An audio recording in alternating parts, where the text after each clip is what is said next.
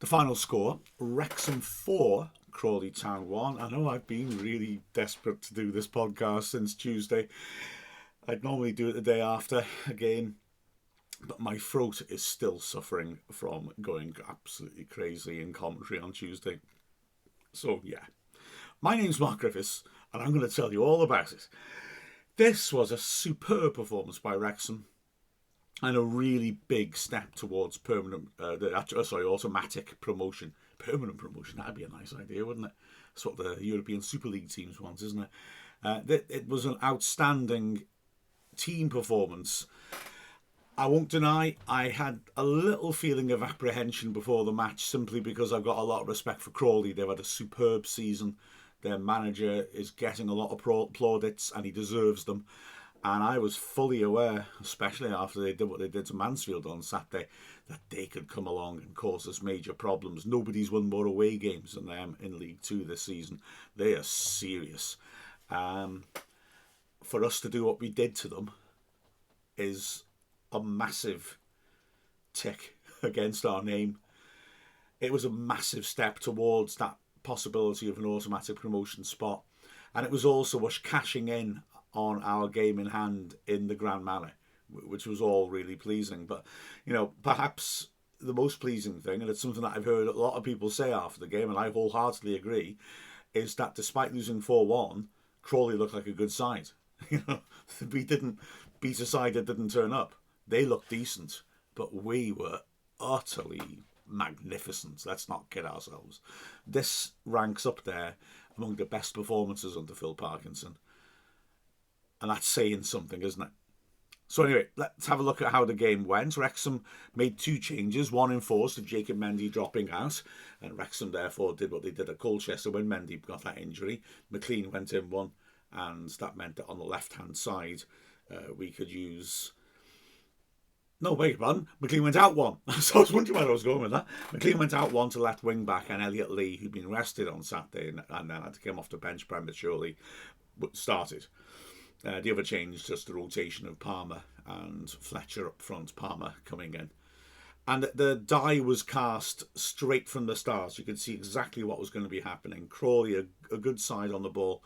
They protect possession well, and they dominated possession. But we have played extremely well this season against sides who have the ball more than us. We're patient, you know.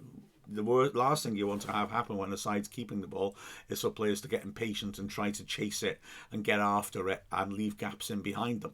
But we're patient. We'll sit in that block. And how many times have we seen this?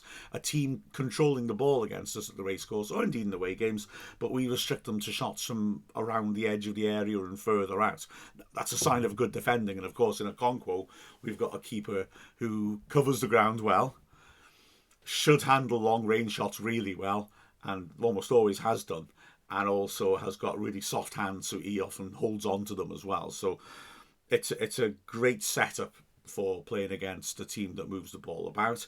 We were allowing their back three to have the ball because we clearly felt that doing that and then blocking the passing channels into midfield so that their passes forwards were more difficult was the best way of forcing errors, and it worked. And Crawley made quite a lot of errors on the ball compared to what I'm sure they normally do, because we were forcing players who maybe were the weaker passers of the ball to actually try and force the issue. We drew their wing-backs, who you could see from the highlights of the Mansfield game were spectacular at Field Mill. We drew them into cul-de-sacs to the extent that they both got subbed within an hour or so at the start of the game. And we were really judicious in when we pressed. When we pressed, we were ferocious. And we would do it in their half. It leads directly to our third goal, and indeed our fourth. But we knew when to press and when not. And that's something we've seen from the very start with Parkinson. You know, he clearly drills his teams well in off-the-ball manoeuvring.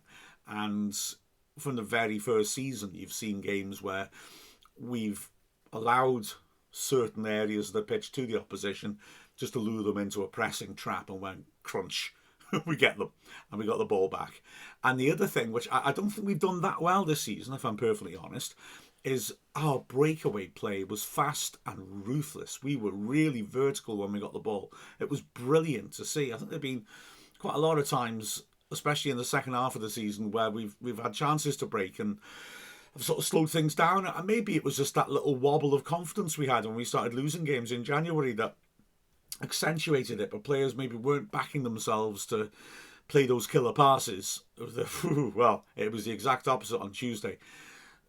We maybe could have been a little more ruthless in the box, but we were devastating in our approach play, and Crawley were caught in one of those funny situations where we made them into a broken team.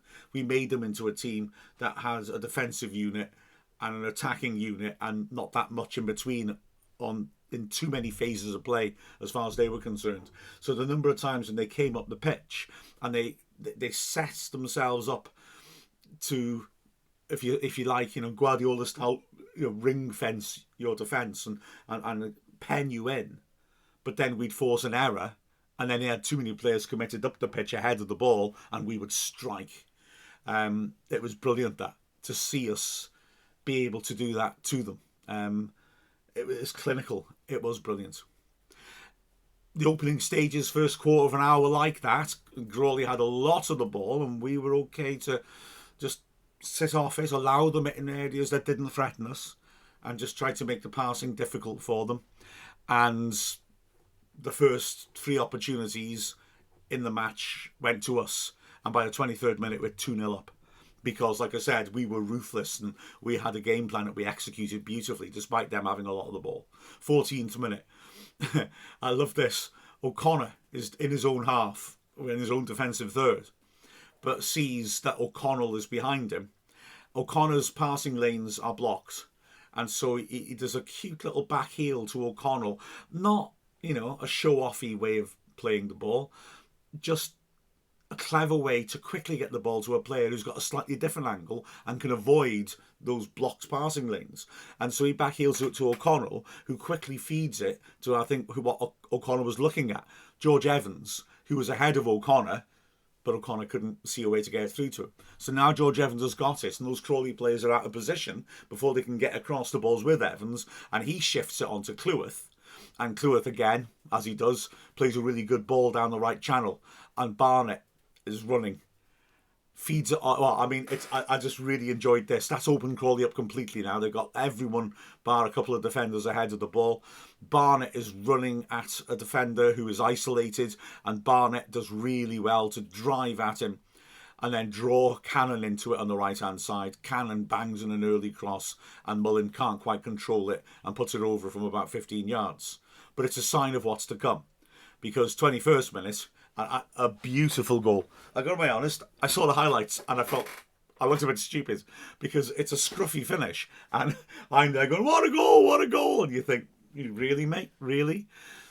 But what was great about it is that you don't see in the highlights, which is that we have the ball on the left-hand side and we really patiently work it in a triangle down the left-hand side, and we draw Crawley defenders across to our players, and then we switch out. And you think, okay, this is orthodox sort of approach play. You draw defence across and you try to switch quickly. But then we pivot and go back in there again, down that left-hand side. Crawley players even more dragged across to us then. And then Elliot Lee, brilliant work, gets onto his right foot, cuts inside. You think he might shoot, but instead he hits a lovely looping cross at the far post. Ryan Barnett, throughout this, is so intelligent because he waits. He's not going to go tearing in the box and then end up just waiting for something to come in, and then he's got a standing start to try and win it. He waits, and it's when Lee has cut inside and is driving aggressively towards the edge of the box that he then makes his run, and Lee slings in a beautiful looping delivery. Barnett does really well to get to it at the far post in the 6-yard box. I've no idea what part of body it hit. I think it might be in his shoulder, I'm not sure, and it goes past the keeper.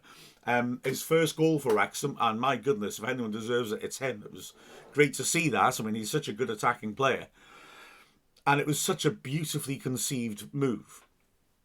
2 minutes 19 seconds later, it's 2-0. Now, I've got to say as well, I mean, the crowd are really playing their part. The crowd are making terrific noise. You can imagine how loud it gets when we score that first one. And that surge in energy continues until we hit another. And then the roar rose from that level. It was fabulous. Incredible atmosphere. Again, a really nice move. And again, similarities to what happened with that opening attack I mentioned. O'Connor moving it on quickly to Lee in a central position. He helps it on. And I just... This is the epitome of that fast breakaway I'm talking about. O'Connor feeds it to Lee. Lee's in space. He did so well to find space between lines, but this time again, Crawley are overcommitted. And this breakaway now is happening. And Lee is so quick to latch onto the ball. And then immediate, first time, bang, out to Barnett. Barnett's got that left-sided centre-back, Maguire, isolated again. He runs at him, but he's not going to go past him this time. He's not going to try to. He commits him. He's waiting for Cannon, who's going on a typical lung-bursting run on the outside of Barnett. Barnett rolls it into him beautifully once he's gone past him. Cannon, not for the first time this month, first time, side-footed cross in for Mullen, who pops it into an empty net. Brilliant breakaway, absolutely sensational. And we're 2-0 up, and it just feels so comfortable, despite the fact you can see Crawley are good, but we are containing and controlling them. Their first proper efforts came when Lolos, who's a really dangerous player in midfield, but we kept very quiet, managed to turn George Evans and then just shift direction to get past Cannon, but he shoots from outside the D and puts it a long way over. They have another moment from a corner when the ball is fed in and Jay Williams manages to toe poke it towards goal. Good hands by Okonkwo to hang on to it. And also, you know, they do keep going, they do keep pushing, but it's us that finish with the big chance. And again, you know, these are, apart from Williams' opportunity, which is not the easiest, it falls awkwardly between his feet. These are long-range shots they're having here. We're controlling the game.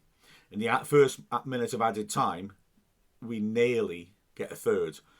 Really good patient move again. Cannon down the right-hand side, stands it back up. Lee, just outside the 6-yard box, leaps. He's good in the air, Lee, fair play to him. But it's just too high for him. But he still manages to get his head behind it and control it back across the keeper. Adai, who has no chance of getting there, the ball hits the post and bounces away. Second half, same pattern. We're in control. We're playing with confidence. The crowd is loud. Crawley make all 5 changes. Well, they make 4 changes within 20 minutes of each other. They were very early sub and then another couple after 20.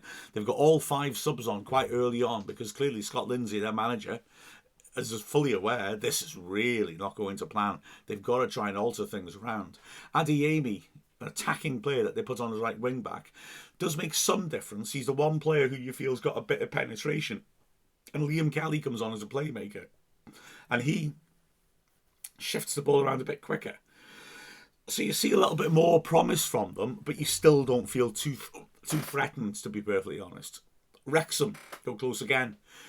54th minute. McLean ripping it across to the far post. Barnett getting up really well to nod it down to Cannon, who runs onto it and drives a shot from 15 yards. Defended as well to get to him. Takes a deflection and goes over the bar for a corner. At the other end, Jeremy Kelly smashes in a tremendous swerving shot from a hell of a long way out. I mean, this is my point. It's a great effort. But he's nearly 30 yards out. He swerves wildly. And Okonkwo does very, very well. Because it sort of sits him on his backside with the movements. But of course, he's big, isn't he? And he's got strong upper body, strong wrists. And he gets his hands to it and manages to push it away over and around for a corner. And then it's Wrexham going back onto the attack. A fabulous breakaway once more. It starts off with a really lovely pass again by O'Connor. Lee moving it on to Mullen on the edge of the area, who back heels it cutely inside. It doesn't quite fall kindly for Cannon, who's running onto it. And he rather drives it into the ground and it spins through for the keeper. Fairly easy save. If it got a yard either side, though, it was a good contact and it could have been a goal. Then it's Crawley having an opportunity again with Adeyemi. Lawless feeding him in. Adeyemi driving into the right channel. and hitting a powerful shot, but Okonkwo was covered his near post and makes a fairly straightforward save. Wrexham start to make the changes. 15 minutes left. Fletcher's on for Palmer, who has absolutely run himself into the ground. The other thing I should have mentioned, when we do press up front, Mullin and Palmer are just everywhere, chasing, harrying. Terrific work. What an uncomfortable night for their defence. Immediately, the moment he comes on, he nearly scores with his first touch. Clwyf standing a great ball in. Fletcher running into the box. Unluckily for Wrexham, it just bounces up in front of him. If it'd been just a tiny bit less strength on it, or even maybe a little bit more as well, and it probably just sat up nicely for Fletcher to smash it in. But he has to wait for it to come down, hits the shot, and that just gives the defender the chance to come across from about 10 yards out and block it. But we get the goal a minute later. The corner is put out for a throw-in. We take the throw, we shift it across to the right-hand side, and we lose it. Barnett has a good, ambitious run at his man, but ultimately he's tackled. But Wrexham press ferociously. Proper example of counter-pressing. We lose the ball and we converge on it. Barnett and Lee battling for that ball. Lee wins it really well. Pivots, and he's in fantastic space again, running at the edge of the box. He tries to shape it inside the right corner.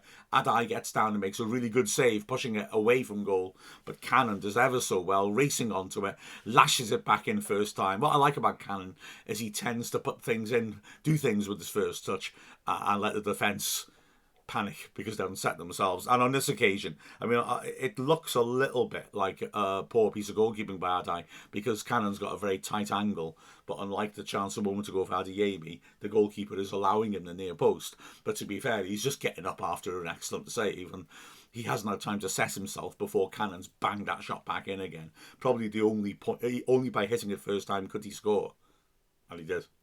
Brilliant. 3-0 up. Cannon is hoisted up in the air by his teammates in front of the delighted crowd. It looks like they're going to dump him in there. It's just a brilliant, joyous moment of coming together. The fans enjoyed it so much. The fans made their contribution to this performance too. And it was just brilliant seeing them all in communion like that.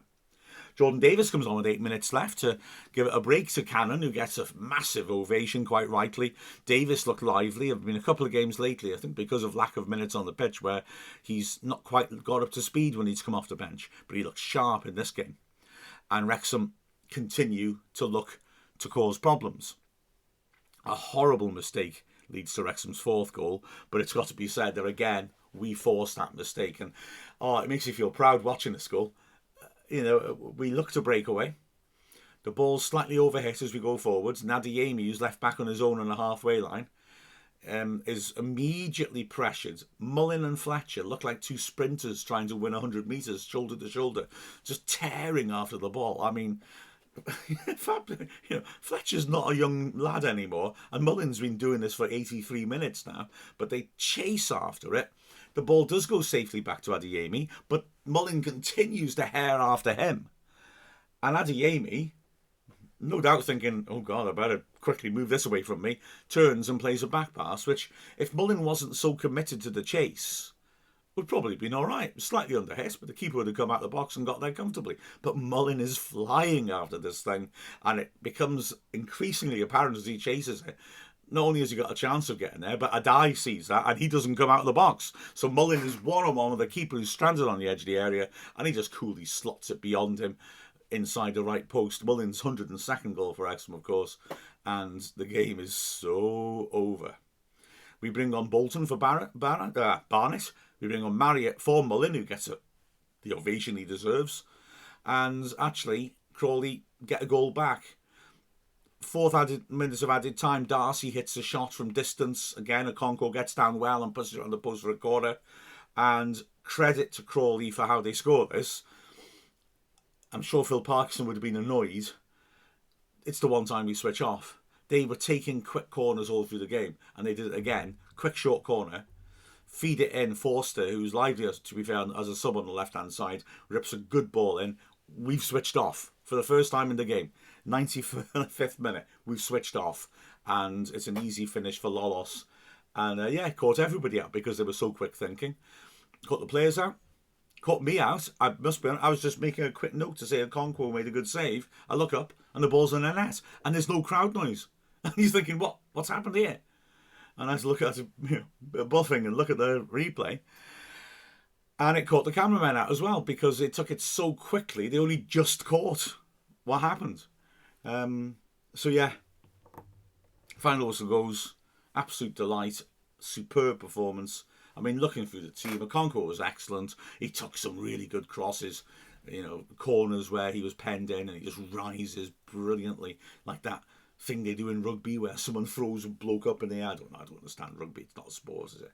But yeah, Okonkwo gets up like he's being thrown upwards and catches them.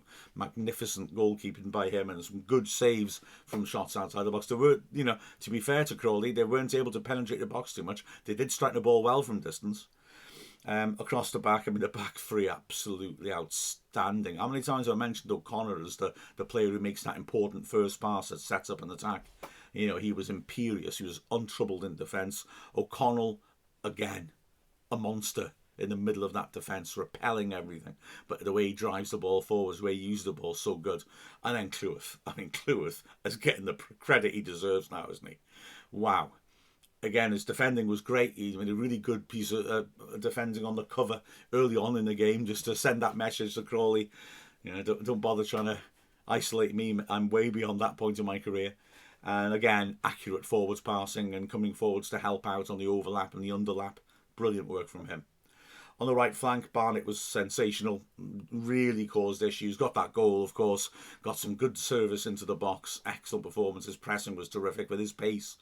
He can really be useful when we're looking to press high at the pitch. McLean on the other side likewise was in control, didn't tend to have many problems defensively, got a lot of crosses into the box, made his usual ration of crunching tackles as well. In the centre midfield, George Evans is a deluxe product. He's just so good on the ball, and he fits that sort of play so well. He's just so intelligent spotting passes. He's so accurate in the way he passes too. Either side of him, Lee had a great game, up and down, working all the time. He got the creativity going a bit more. Lovely ball in for the assist for Barnett, and then that shot that led to Cannon's goal as well. Really prime Lee performance. Cannon, man of the match. Absolutely. What more can you ask from him? He's just everywhere. Tenacious, winning the ball back, using the ball intelligently, getting to the box and causing a threat. That was his 6th goal of the season. That's the most he's ever scored in a season. But he doesn't play like a guy who doesn't score many goals, does he? He's so dangerous. And those overlaps he makes on the right-hand side to get beyond Barnett, reminiscent of what James Jones does. He's delivering good balls in for Mullin. Mullin's clearly on the same wavelength. Brilliant performance. Up front, like I said, Palmer didn't really get a sniff of goal, but goodness me, those defenders were not enjoying him. He was so hard-working, terrific physical presence. And then Mullin was brilliant again. 2 goals, boundless energy. The centre-backs just couldn't deal with him backing into them. This was prime Mullin.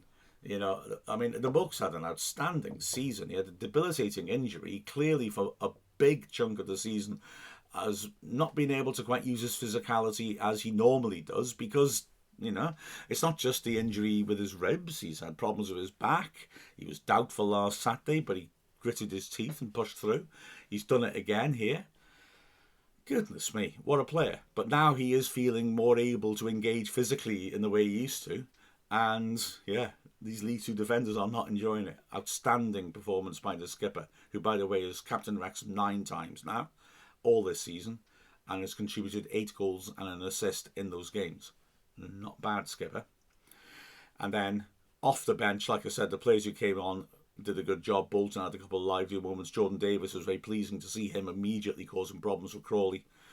Plays a couple of nice attacking passes into the penalty area. Marriott typically raced around after everything, and Fletcher was Fletcher. Again, respite. Palmer's gone off. Oh my God, it's Stephen Fletcher. Yeah, he wasn't nice to those centre backs.